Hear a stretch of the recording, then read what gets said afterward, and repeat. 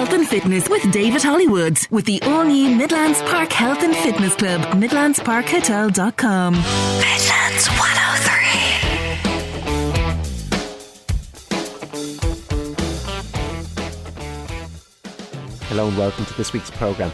It's a busy show, so let's have a look at what's coming up. Medicine. It comes in all shapes and sizes. This week we're featuring Anam Music Therapy very shortly. They're hosting sessions for children and young people in Westmeath. A record-breaking Offaly discus thrower talks to us about how his community came together to contribute to his success. And you'll learn about the Festival of Rugby taking place at midnight in Tullamore.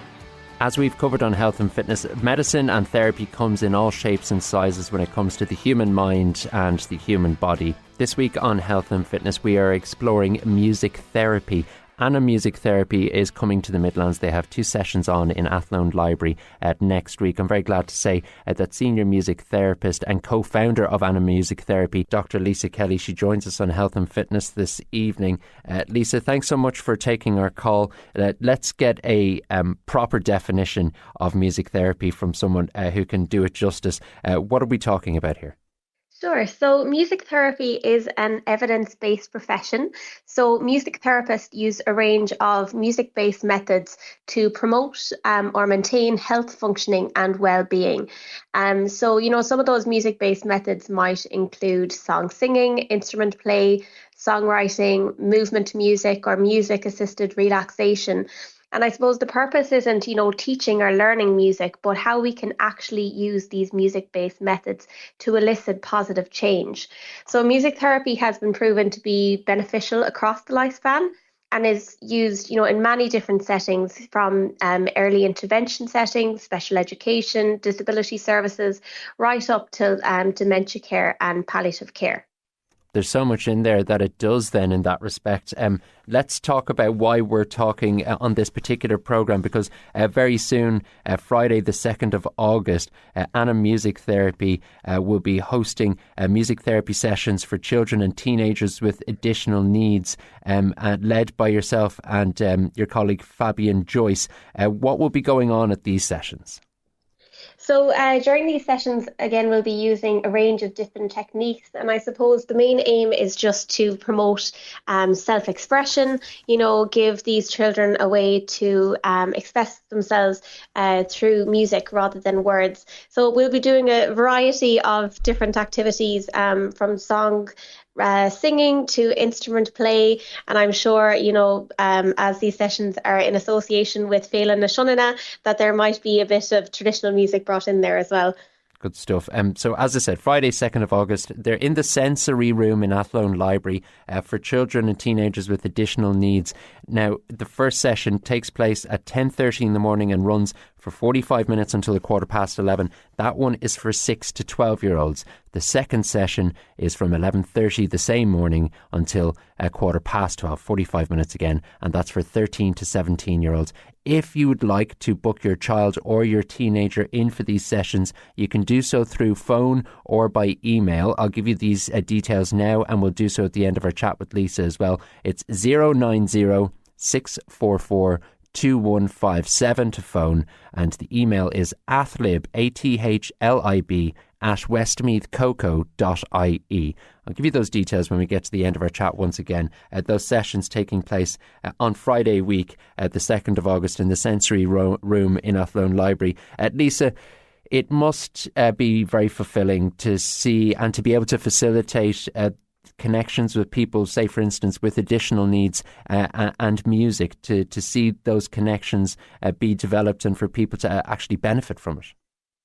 Absolutely. It's incredible. And I think every day when I go to work and I'm working with different people, I'm always amazed by the power of music, for different people, whether that's working with an autistic child where we're developing communication, or whether I might be working with the person with dementia and their family caregiver and offering them a way to meaningfully connect through music where words might not be possible anymore. The work is very varied, and I suppose that with different clients we'll be working on different specific goals, but overall it is such a rewarding profession, and I'm really lucky to say that I absolutely love my job. Yeah, I think anyone is lucky to be able to say that. And when it comes to working with a bit of meaning, you've got that going on, which is fantastic. Give me an insight into maybe some of the technical workings of how this works. So we're talking about music encouraging communicative behaviour, that it can encourage interaction between children, particularly, say, for children with autism. How does this work with their mind and their body to actually bring forward more communicative behaviour? So I suppose within our work as music therapists, we work largely as part of a multidisciplinary team. So normally when a child might be referred to us for music therapy, where the goal is, the development of language, that, we'll be working closely with the speech and language therapist and the occupational therapist in order to devise these goals. But in, I suppose, the context of how music therapy can help with that, we know that music plays such a critical role in language development in early life. So we know that many children grow up, listening to different nursery rhymes, and that they often learn a lot of language through that. So I love the quote saying that language is a special type of music in which referential discourse is bootstrapped onto a musical framework. And I think when you think about that, and we think of all the, shared properties of music and language, such as rhythm and melody, that, we're really using, I suppose, those elements of music in order to promote speech and language development. We're so fundamentally musical as a species, and we don't have our heads around that. Say the general person listening this evening, like it, by the sounds of it, and it kind of chimes when I think about it when you say it. This is a crucial infrastructure of our mind and our body, and it always has been. Absolutely. And, from a neurological perspective, I think it's so interesting because we know that there is no music center in the brain, but rather that it engages multiple regions of the brain associated with different functions. So whether that be speech and language, motor function, memory, cognition, so that really when we're engaging in musical activities, that we're actually engaging the whole brain. And we know that, listening and engaging in music also has a physiological effect on the body, whether that's lowering blood pressure, reducing heart rate.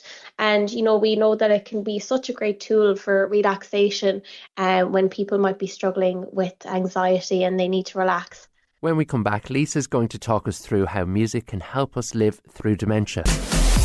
Health and fitness with the newly refurbished Midlands Park Health and Fitness Club. Take the plunge in a new routine with our swimming pool, plunge pool, jacuzzi, sauna and steam room. For more, visit midlandsparkhotel.com. Midlands 103. Welcome back. Dr. Lisa Kelly from Anam Music Therapy is on with us this week. When we left our conversation, Lisa was telling us just how fundamentally music affects our minds and our body. After that, I wondered, when it comes to music therapy, there must be different music for different ailments. Yes, that's correct. So all of our music therapy sessions are individually tailored to the needs of the client that we're working with. So for example, I might be working with a 4-year-old autistic child who loves Peppa Pig, and they might love specific nursery rhymes. So any of the interventions that we're working on will be using those specific songs. Or, it could be working with a teenager, we kind of might have this misconception that music that is relaxation might be classical music, for example. But for another person, listening to AC/DC at top volume might be their form of relaxation. So it's really important that we don't assume that we're always following the client's preferences. And again, I suppose when we're working with people with dementia, we know that familiar music is a great tool, again, because we're tapping into the emotion and the associated memories with those songs. Yeah, let's talk about that for a second, because despite, say, going through extensive memory loss, music can bring people back to a part of their mind and their own personal history that they can't otherwise access. Would that be fair to say? Yeah, that's correct. And it's an amazing thing to witness. I suppose I can give you an example of, one gentleman that I worked with in long-term care, and that his sister had come to visit him, and they were sitting beside each other on the couch, and she was trying to engage him in verbal conversation, and he wasn't able to respond to her, and he wasn't sure who she was. But I suppose as the music therapist, I spotted them sitting there, and I came over and I spoke to his sister, and I asked, "Is there any specific music that he likes?" And I sat down in front of them and I began to play the guitar and sing a song. And just at that moment, some of the care staff came in and they took this man by the hands and they were, I suppose, waltzing with him around the room, for example. And, you could see the smile on his face that this was happening. And it was beautiful because it was like he suddenly noticed his sister and he walked up to her and she took his hands and she said hello and he smiled at her, in recognition. And so I think that really captures the power of music therapy, that it can make those insignificant moments very significant and powerful by using music as a tool for connection. It's so true about what you say in terms of what relaxes us and what doesn't. So it's nice to hear that it's client led in that respect. What about the people who are practicing this, like yourself, Lisa? How do you end up doing something like this? Like it's so very specific. What was your grounding music wise and education wise, and what did you study and specialise in to end up where you've ended up? Yeah, so in order to practice as a music therapist in Ireland, you have to complete master's level training. So the only institution providing music therapy training in Ireland at the moment is at the University of Limerick in the Irish World Academy of Music and Dance. And through this training, I suppose you do, rigorous training in terms of developing therapeutic skills, psychology, music skills. And I suppose, as you mentioned, that there is quite a high level of musical skill required. So I suppose for me personally, I would have grown up playing music my whole life. I was lucky to study music as well at the Irish World Academy of Music and Dance. And I suppose that's where I learned about the MA Music Therapy. But I suppose for me personally, I was always aware of the therapeutic power of music. I was very much involved in Cultus growing up, and that we would have, visited local nursing homes and played music and sang some songs. And I had seen how music could, promote that sense of identity for older adults and people with dementia. And it was something that always stuck with me. And I suppose for me, my pivotal moment where I decided that I want to be a music therapist was where I was actually babysitting a child while I was in college who had to undergo major surgery on her skull just before she was 1 year old.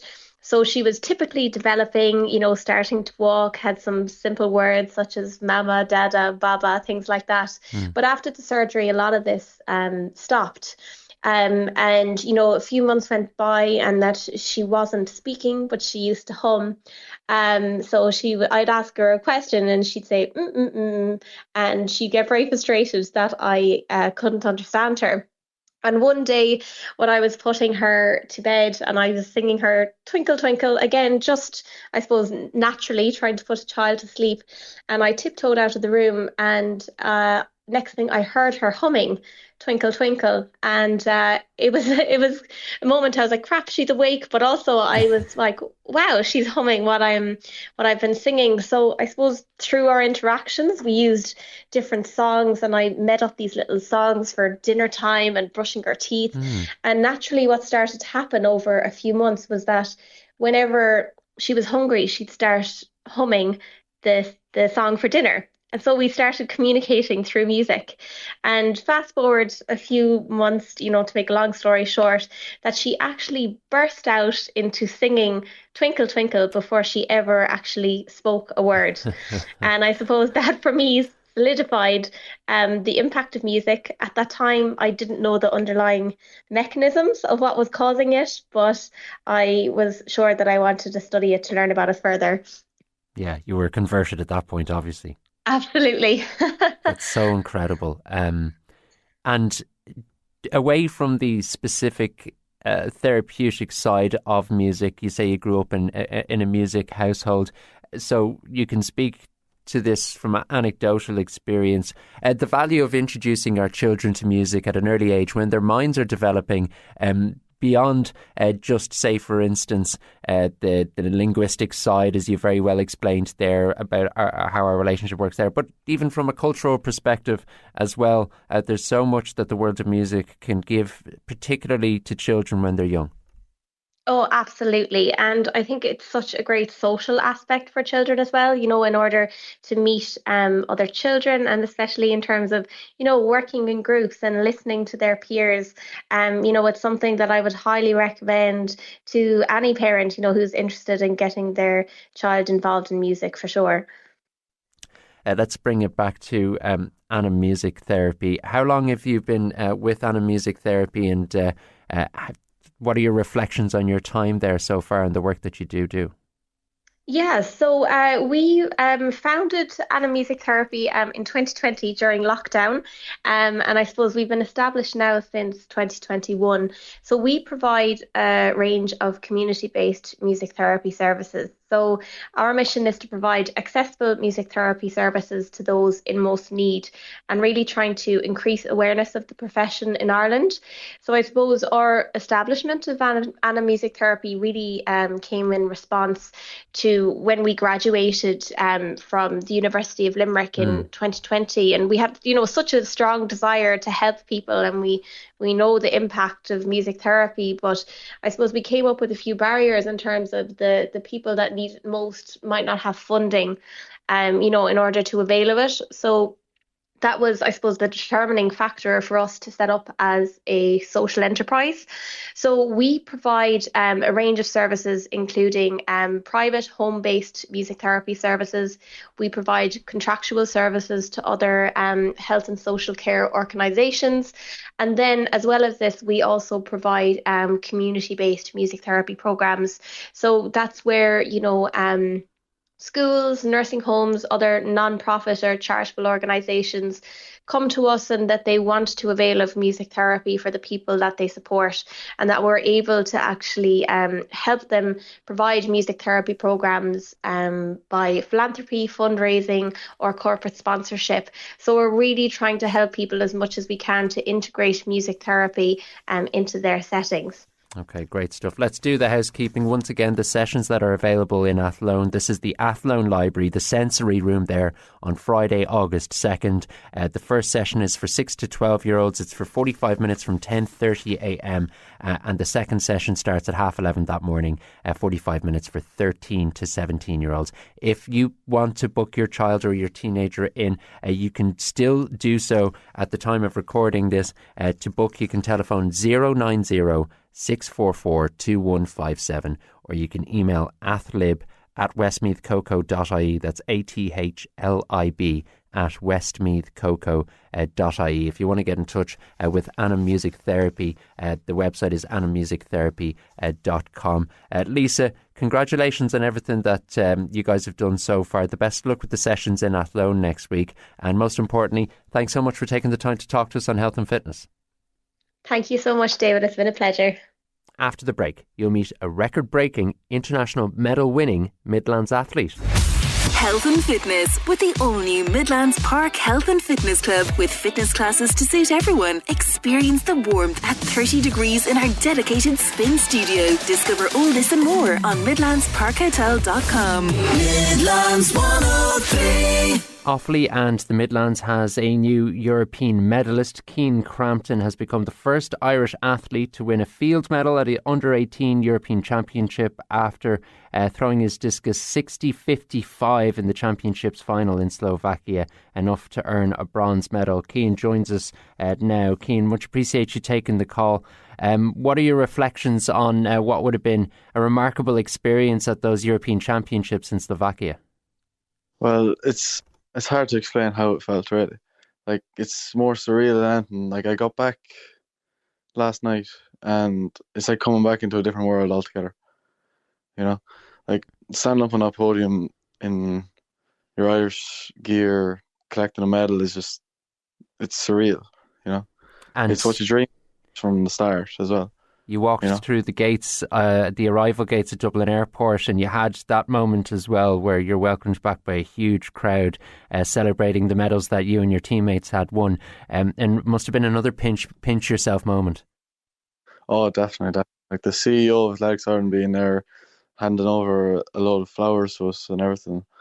Oh, it's just amazing. The whole crowd being there, all the Irish flags, everything. It's amazing.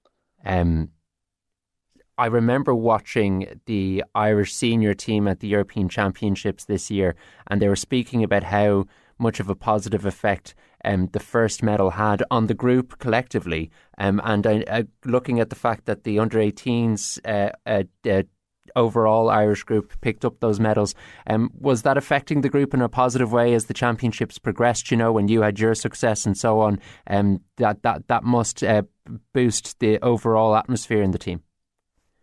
Yeah, I would like to think it did, because something that I only realised today was the people I was most friends with out there all had won medals. Like Seamus Clark had won silver in the walk. He was probably my best friend out there. And same with Conor Kelly and Joe Burke. They had both all medalled. Like Joe Burke was way down the ranks. He wasn't even in the shout. And look, he got a bronze medal.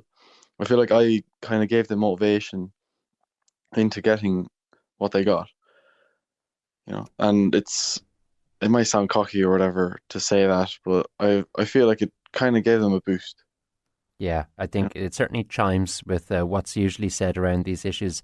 When one team member starts to show that it can be done, then it just does give everyone else that extra bit of an edge of confidence that, they know someone who's been able to do this. It just feels that much more close and attainable. From your own perspective then, what were your expectations going into this? You wouldn't have been far off, certainly on rankings. You knew if you kind of went into personal best territory, you could have had a really good championships. Yeah, definitely. Like it's probably been the roughest year I've had yet with athletics. Like I've had the leaving cert this year. I've had a lot going on, injuries, the whole shebang. Like it's been the roughest year so far. I've missed out on probably 3 or 4 competitions building up to it. And I was going into it 7th, I think, ranked. And then I was 3rd after the qualifying round with the 58, 59 meters after the qualifying.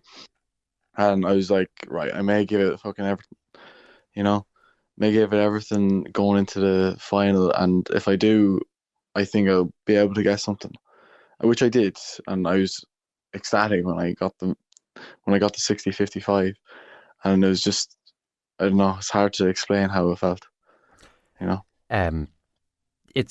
found it really interesting as well, considering the build-up that you've just explained that you've had. It's been broken, it's been inconsistent, you've got studies to contend with as well as injuries.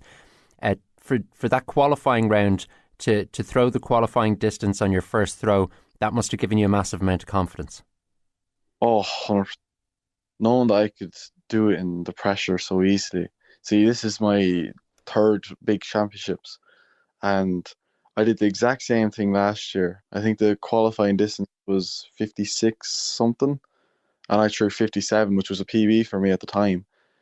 And just having that experience behind me really gave me confidence, and I was just a lot calmer than everybody else, I could tell, going into it. Like everybody else, you could tell there was a bit of nerves going around, and I was just so calm and collective. I knew what to do, I knew how to do it, and it's just a matter of doing it. It means that you're the first Irish athlete to win a field medal at an under-18 European Championships, which is kind of crazy to consider, but it goes to show where you sit in terms of the kind of standard in this country. Now that you've picked up a medal at this age grade, what are your hopes going forward for the rest of the year, firstly, and then after that? Well, for the rest of the year, I'm not too sure. I still need to have a chat with my coach and sort something for the rest of the year. I think there might be 1 or 2 more competitions, maybe with the under 20 weight, which is 1.75 kg, to prepare for next year. And then next year, the hopes is under 20 Europeans in Finland, obviously, and hopefully doing well over there, and maybe a medal as well, obviously. That's the aim going anywhere, of course. Yeah, and absolutely has to be the case, considering what you've managed to achieve over in Slovakia. What about your club? You were keen to pay credit to both Eden Derry AC and your coach after you'd won the medal in the European Championships. How much does the club and the people in the club mean to you? After receiving loads of texts congratulating me from the club and everything, I'd like to thank Frank Kilrain. Frank and Niall Kilrain, they both built me back over a month ago now. They built me a discus circle in Eden Derry, which I've been training out of nearly every single day building up to the championships, and that has helped me massively, And also my coach Peter Collins, Peter Collins lives an hour away from me, and he'd come to me and I'd go to him, and we put in a lot of hard hours to get what we got, and to get what we got out of it, we're very grateful, for everything. And also have to thank the parents for bringing me everywhere and paying for trips and everything, of course. Yeah, it takes a bit of a village to raise an athlete sometimes. In terms of the training, it's got to be pretty tough training, I imagine. Like, it's very technical in a lot of respects, the discus throw, and then you've got obviously to build a lot of power at the same time as well. How do you find it, and what is that balance like between technique and power? Well, technique-wise, I think at one point I was training probably like 8 times a week for throwing, like just throwing and technique and turns, everything. And for the power and speed side of it, I'd be doing 3 days a week weights and plyometrics and all that. So it takes a lot to do it, and that's what people don't really get, is how much it takes. Like, I've been doing discus since I was around 12 years old, and I've been training, and people think they can walk into a sport and automatically be good at it and get to big championships and medals, and when it takes a lot more than just that. It takes a lot of work and effort and time, sometimes even money, to get somewhere. How did you end up getting into discus? Because it's a very early age to get into it. Well, I started off doing shot put, actually. And then I ended up being really good at shot put somehow. My technique wasn't really great. It was more arm than anything. I ended up winning like an All-Ireland, I think, around 11 years old. And then I said I might as well go to a good coach for it. So I went to Peter Collins at the start then. This is when I met Peter Collins first, and we started doing shot put. And my coach said to me to do discus instead, because I'm 6'4" tall, I'm kind of a big enough frame. And he said I'd be a lot better at it because I've long arms, long legs, and that's the build for discus. That's how I got into discus, really. Did you enjoy it when you first took it up, or did it take a bit of time for you to get your head around? What was that experience like? Well, see, at the time, I started discus about 4 or 5 months right before COVID started. So it took a lot of boring hours of just throwing and training. But once you get the gist of it down, you just start to enjoy how far it goes. I'm throwing, say if you were on a rugby pitch, I throw from the try line to the far 40-metre line, which is crazy when you think about it that way. Yeah. And when you see that discus gliding through the air, like that's the performance satisfaction that you get from it then. Oh, definitely. And just the feeling from my hand, it leaving my hand, is just, satisfaction is amazing. It sounds great, and it's great to hear that you've found something that gives you that level of satisfaction, and that you've already had such great success with it. So look, everyone obviously at Eden Derry AC, we were in touch with them ourselves, and across Offaly, very proud of you, Cian. So congratulations, and we'll catch up with you down the line. Thank you very much. When we return, you'll learn about the Midnight Rugby event going from strength to strength in the Midlands. Health and fitness with the all-new Midlands Park Health and Fitness Club. where relaxation meets rejuvenation. Find out more at midlandsparkhotel.com. Midlands 103. Now, those who know certainly know the Midnight Sevens is coming back to Tullamore. I'm very glad to say that joining us from the rugby club is event coordinator Donal Milne. Donal, it's a huge day on the Tullamore rugby calendar, and it's becoming a bigger and bigger day for so many clubs around the country and beyond. The Midnight Sevens is coming up this weekend. For anyone who hasn't even heard of it, tell our listeners what we're talking about. So basically its inception was a Midnight Sevens tournament. We used to play the final at midnight, and teams came from all over Ireland and actually across Europe. And this year we actually have a team coming from America. But over the last 10 years, it was steadily growing until we got the COVID. But basically just 28 teams, 14 men, 14 women, playing in a sevens tournament that they're competing basically for 4 competitions. So there's a men's cup, men's bowl, women's cup, women's bowl. And basically there's rugby from 3:30 in the day. But this year we're actually growing it now, and we're bringing in some live music. So like we have music from 4:00 in the day this year, which is really a new thing. We have a marquee. We're going to have joint Jenga. We're going to have tug of war. We have joint Connect 4, face painting.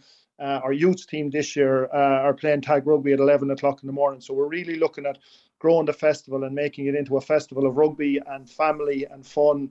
Obviously from 10 o'clock at night, it's an over 18 gig, but we're really looking just to bring a bit of life, and obviously celebrating everything that's gone on in the Olympics with Jordan and Megan. And Jordan, we say Jordan got spotted at the Sevens in Tullamore, and that's where he started, but obviously he played with our senior team as well. So it's a really exciting event and a really exciting time in Tullamore Rugby Club at the moment with everything that's happening in rugby.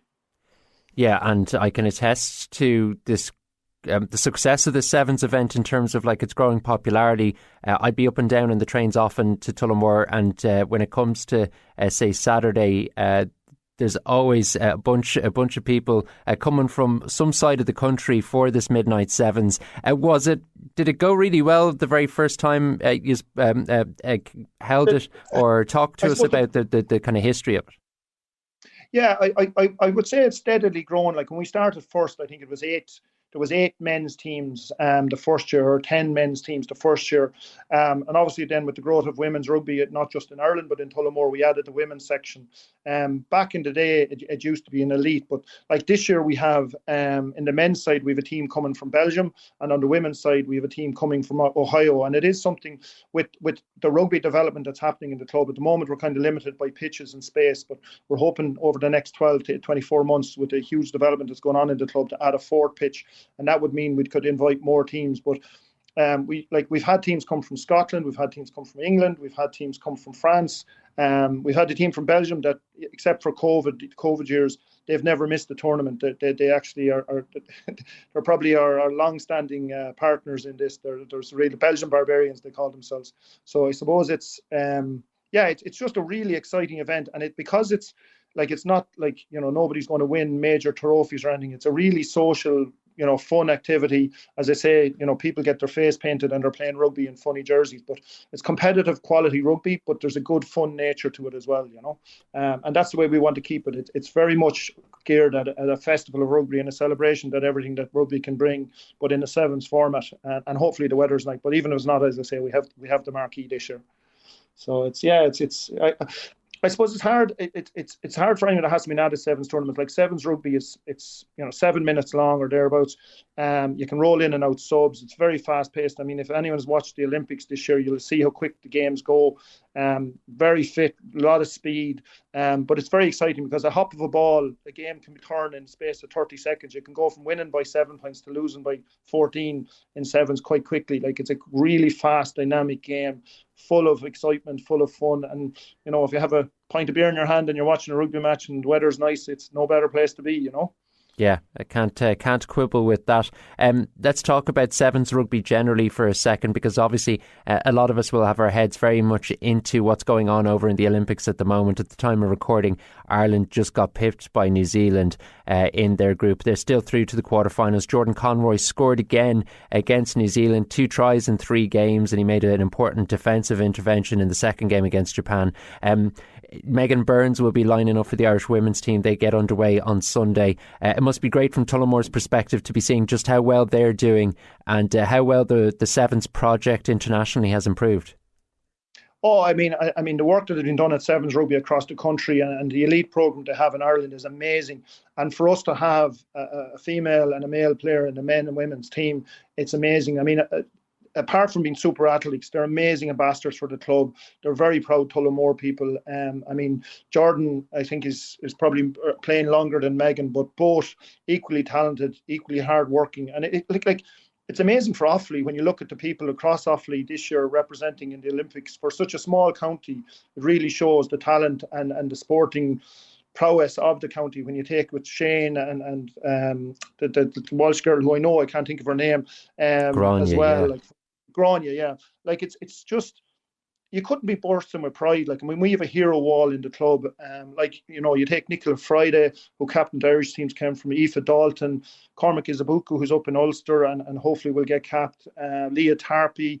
Like, there's the main Ailsa Hughes. I mean, you could just go on, Shannon Toohey. Like, you just keep going with the list of people that have played for Ireland, have come through such a small club as Tullamore. And like, I can't put into words the excitement we get, and as members that, you know, we have two players that are in the Olympics with an Ireland jersey on their back, and we're just super proud. And as their families are, I mean, Johnny Burns is the club president this year, Megan's dad, and you know, it's great to chat to him and chat to how they're getting on. And you know, I mean, there's no doubt. I mean, they work very hard. I don't think people, you know, none of us mere mortals know how hard they work, but it's just super. You could just be bursting with pride, like, you know, especially when you could be rubbing shoulders with them down in a coffee shop, you know, down the town during the week when they're home, whenever they do get home.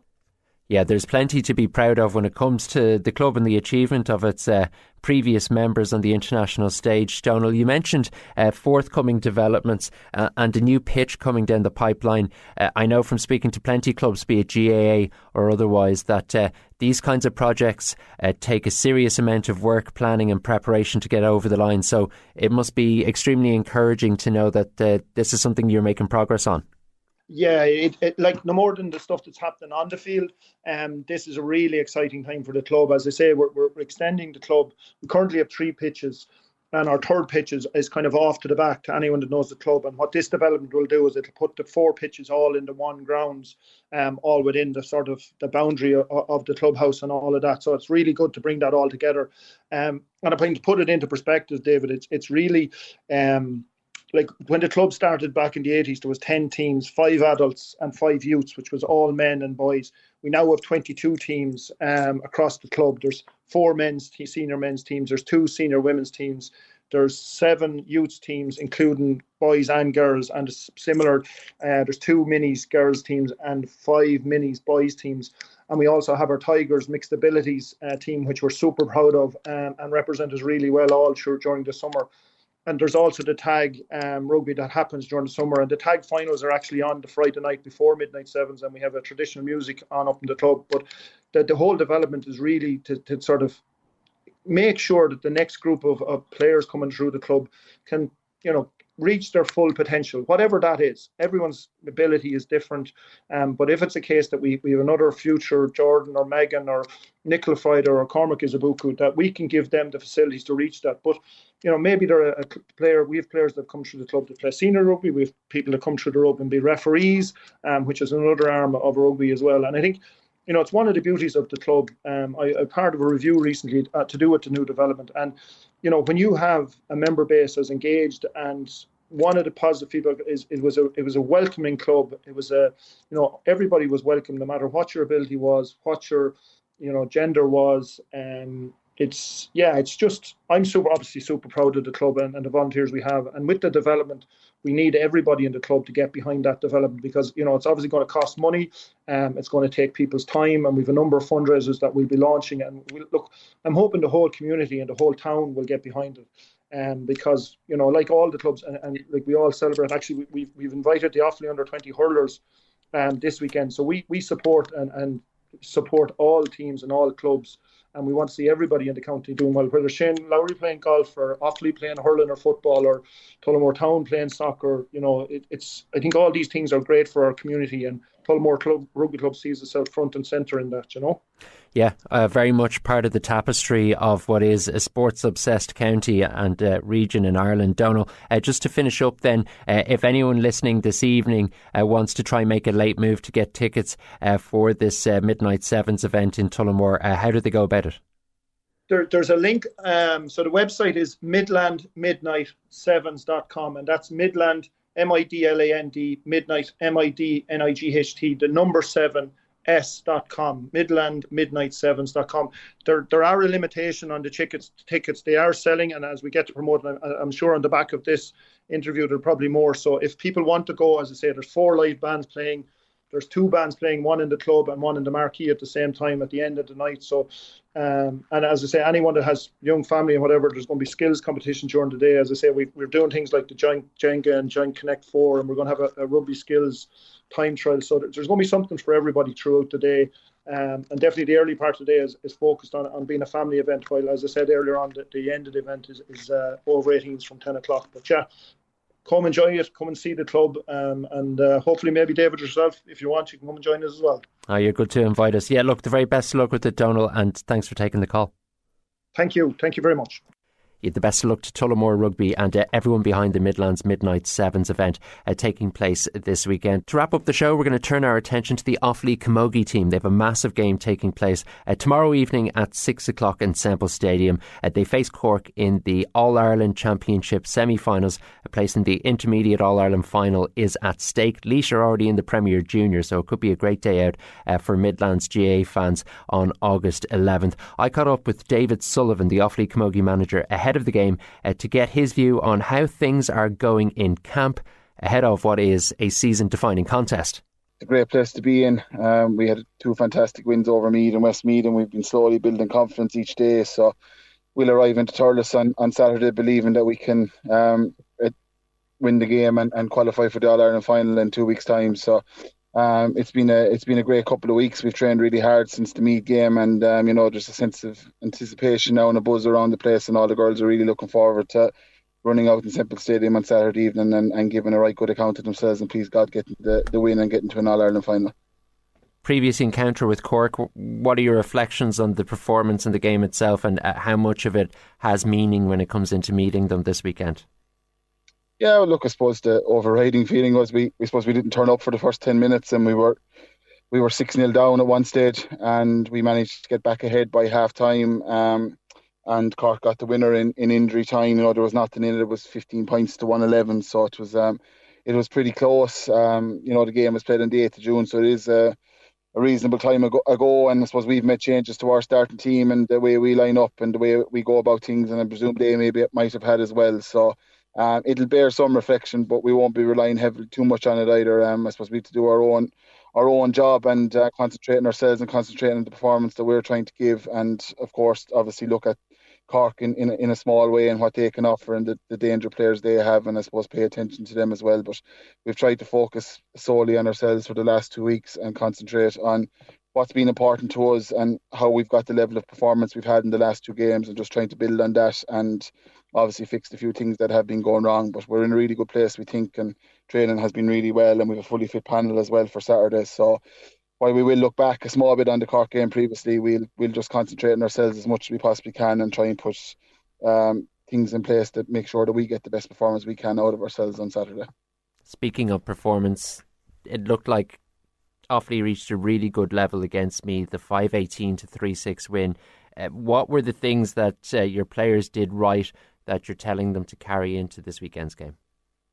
Well, I suppose it's belief and confidence. Like the message from February hasn't changed right through to June. The same set of instructions have always been there, and the way we've wanted to play has been the same way we've asked the girls to play all along. But I suppose the one thing that has been missing was the belief, and that win over Westmeath a couple of weeks ago gave us that belief that we could win big games. And I suppose we were in a different place mentally then going into the Meath game. We'd won a big match, we'd won a tight game, and we were full of confidence, and I suppose we just threw off the shackles, and we'd been expecting that performance from a long time from the girls, and I think we just hit form then on the day, and everything went right for us. We played some lovely camogie, we got some lovely scores, and it just showcased everything we've been trying to do as a group since last November, and it was pleasing that it came out the last day on a pitch as special as Semple Stadium. And look, we're just hoping that will continue then with our form and our confidence, and we can get near that level again, because we will have to, if we are to go one more step and get to an All-Ireland final and beat Cork on Saturday.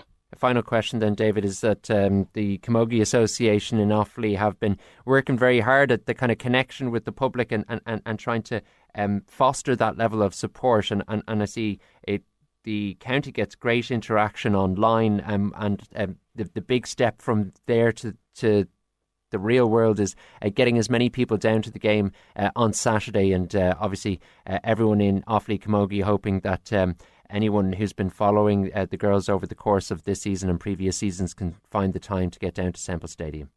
Yeah, hopefully, we've beginning to see the crowd come back to us, and I passed a remark after the last game that I think the crowd are beginning to believe in this team again, and they're a team worth believing in. I suppose Offaly have been waiting for a group of girls like this who have been very committed and very competitive and in with chances of winning big games like All-Ireland semi-finals and stuff. So they deserve all the support in the world, and we hope that when we run out in the field on Saturday evening that we have a big Offaly roar, because when the game is tight on Saturday and we need that extra little bit, it'll come from the crowd and all that kind of stuff. So we'll hope to feed off that as well. So we're hoping and praying that clubs will back the girls now and get members there and young kids there just to see what it means to play for Offaly in a big stadium, and hopefully it'll drive on Camogie within the county as well, and it'll show young girls that if you stay at it and you work hard enough that you'll get to play for Offaly in an All-Ireland semi-final in places like Semple Stadium. So we're hoping for a big crowd, but we had a massive crowd the last day against Meath. I think we were the most representative of the four teams that was there in terms of the crowd, and it really helped our girls every time that we got a score or won or free. You could hear that roar. So we're hoping for similar again, if not more, on Saturday to help drive the girls over the line. That's another week finished for Health and Fitness. Thanks for taking the time to join me. Joe Cooney is set to bring you Country Roads after the news at 8, and I shall talk to you soon.